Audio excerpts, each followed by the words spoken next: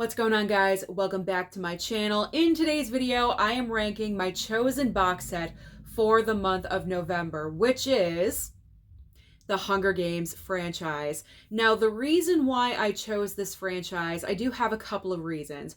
Reason number one is because the newest Hunger Games movie, The Ballad of Songbirds and Snakes, is coming out in movie theaters this weekend. So the timing was perfect.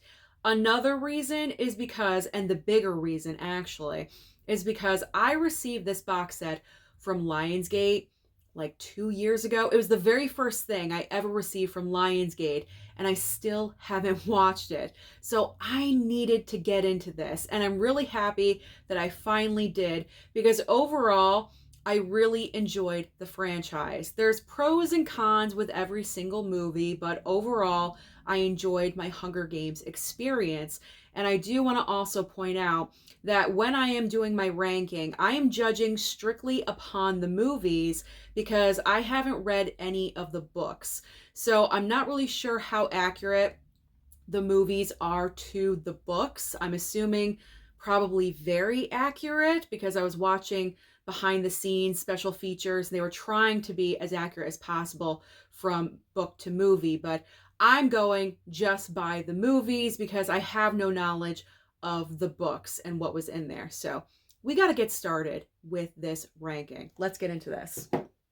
All right, starting off in fourth place, as I always say, the bottom of the barrel. However, I shouldn't call it the bottom of the barrel, but you know what? It is, because it's at the very bottom. It's at the bottom for a reason, at least for me.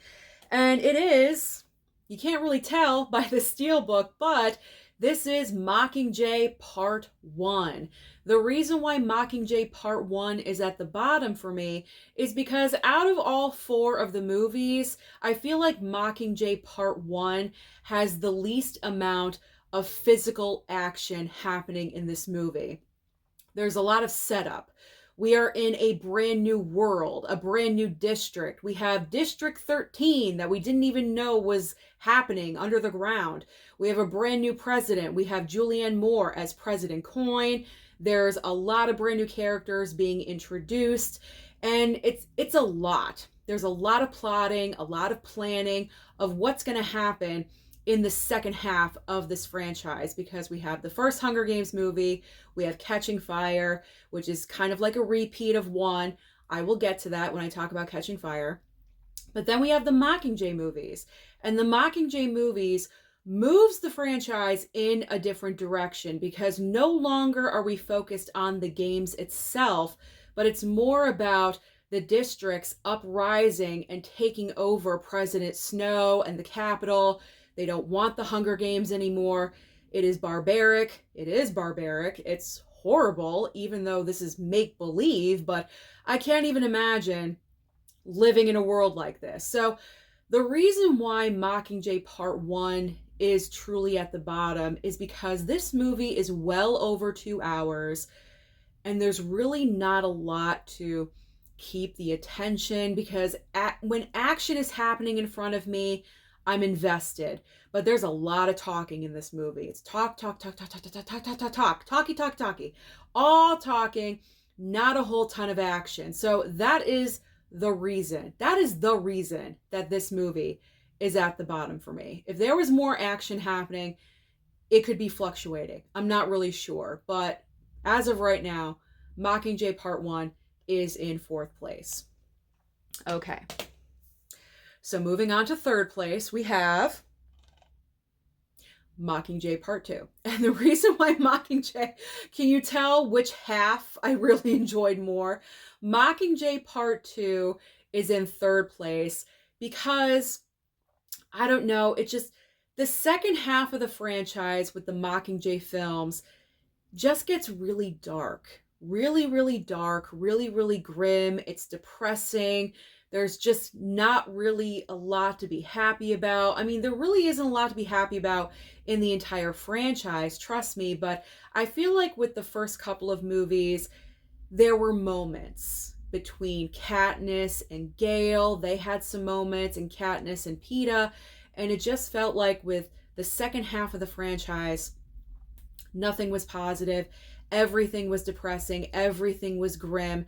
Now, the reason why Mockingjay Part 2 is in third place, there's a lot more action in this movie. At least they're moving around. They're trying to do stuff. They're above ground now, and at the end, of course, they do try to overtake the Capitol, President Snow, that entire wrap up. I'm not going to say it because if you haven't seen it, I don't want to spoil it for you. I mean, I'm sure you've seen it. It's been out for a while, but that's why. That is the main reason. It's not the happiest of movies, which is so weird to say because the Hunger Games films, they're not all joyful and happy and, there's not comedy happening, but it is just it's a flip of a coin. It's a complete 180 from the first two films for me. There is, a certain death that occurs that is heart-wrenching, of course, and then you have some betrayal happening as well. There's a lot of serious moments, and again, well over 2 hours for this movie, but it is better than Mockingjay Part 1 because at least they're moving around, they're doing things. I was more interested. So I was more interested in Mockingjay Part 2. Okay. So now in second place, which one is it? The first Hunger Games movie or the Hunger Games Catching Fire? Well, at the end of the day, I got to be true to myself because I'm always true to myself. And in second place, it is the Hunger Games Catching Fire. Now, this one was difficult because the Hunger Games 1 and 2, well, let's just say 1 and 2, I don't know, just to kind of simplify it. The difference between Hunger Games and Catching Fire, there we go. Catching Fire is kind of like the more glamorous version of the Hunger Games because now that Katniss and Peeta are victors, we get to see the more glamorous side of the Capitol. We see more elaborate costumes, there's more people, there's the parties, there's the tour that they go on. Although it is kind of repetitive of the first film, like I mentioned previously. You're pretty much doing the same exact thing. They won in the last movie, in the original Hunger Games. And of course, President Snow has, something against Katniss here. She's becoming a symbol. He doesn't like that. So they decide to switch things up and throw in previous winners of the Hunger Games back in. And of course, Katniss is automatically back in because she's the only victor from 12 that still exists, and Peeta and Haymitch, and it's an emotional movie. It really is. So we're getting a repeat of the first movie, just under different circumstances. But the main reason why this one is not in first place is because I like the setup of the games, because I like the fact that every year it's different. They're wearing a different outfit in a different situation, in a different setting, and I like that. So when it came time for the reveal of where they were going to be, I liked it. I was enjoying it, but unfortunately for myself, I didn't get enough of it. There wasn't enough of it because if you've seen the movie or read the books, you know that we kind of only get about halfway into the Hunger Games, the 75th Hunger Games, and it's cut off because Katniss shoots her arrow, she gets lifted out of the Hunger Games, and then at the end, it's a surprise reveal of what goes into Mockingjay Part 1. I don't want to spoil it for anyone if you haven't seen it, just in case. So there wasn't enough of the Hunger Games for me in Part 2.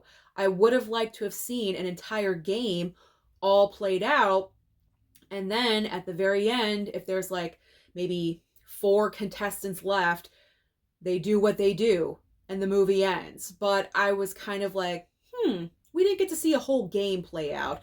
So that was kind of annoying. That was a little annoying to me. If we got the whole game and maybe some switches here and there, this could easily have been my number 1 because I like the glamour, especially her Mockingjay outfit that, what's his name? Lenny Kravitz. That Lenny Kravitz so brilliantly created. It was gorgeous. It just seemed like all the outfits were on another level in this movie. And it could easily be number one, but because of the lack of the games, that's why it's the runner-up. It's in second place. So, obviously that means first place is the original Hunger Games. And it's true. I really, really do enjoy the first movie a lot. And the reason why, she's right here on the cover, Jennifer Lawrence as Katniss. I cannot imagine, and I'm sure there could be other actresses that could have stepped into the role. But there's something that Jennifer Lawrence just brought to this role where that's hers. She is Katniss Everdeen, because you are going on this experience with her. You are seeing everything through her eyes, and you are experiencing what she is feeling and thinking along with her.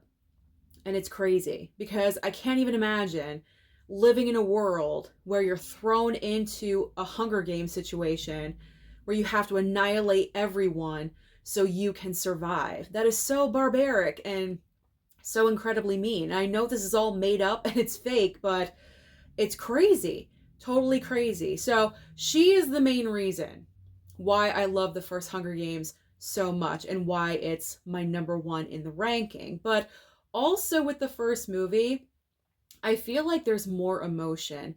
There's a lot more emotional moments in the entire movie.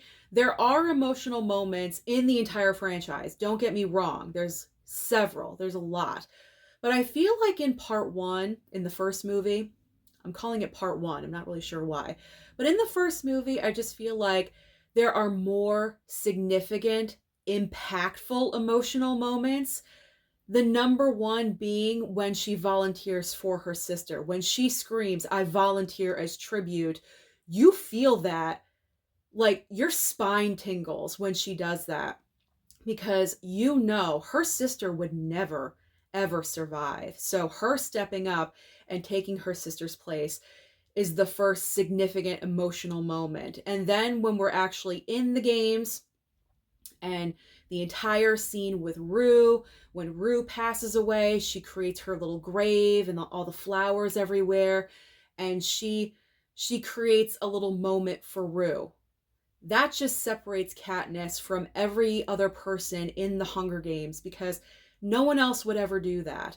But Rue meant something, because Rue reminded her of her sister, and that's what she would want for her sister. So obviously that moment was very, very significant.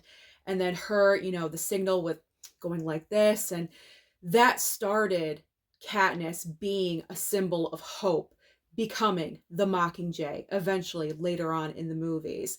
So like I said, moments like that in the first film, really impactful. Plus we get an entire Hunger Game played out to the very end, which is what I love and what I want to see, because it's not only strength and brawn, you also have to be very smart and very crafty. And I feel like Katniss is a great combination of both intellect and strength. And that's the reason why she and Peeta, let's be honest, she won. Peeta kind of just like clung on to the coattails. You know what I'm saying? She's the actual winner. That is why she won, is because she's the perfect balance of both. So Hunger Games is number one. It is the best for me out of the entire franchise. I haven't seen the latest movie yet, but eventually I will. And I know this will have Mama Blu-ray's seal of approval, because, little fun fact for you, not a fun fact, but a fact, my parents and I watched the entire franchise together. And this movie right here is the only movie out of all four where my mom was tearing up and almost crying. So that is enough for me to place the first Hunger Games in the number one spot. So that is my Hunger Games ranking. Comment down below and let me know your thoughts and opinions. What is your favorite Hunger Games movie? Don't forget to like and subscribe before you leave, and I'll see you next time.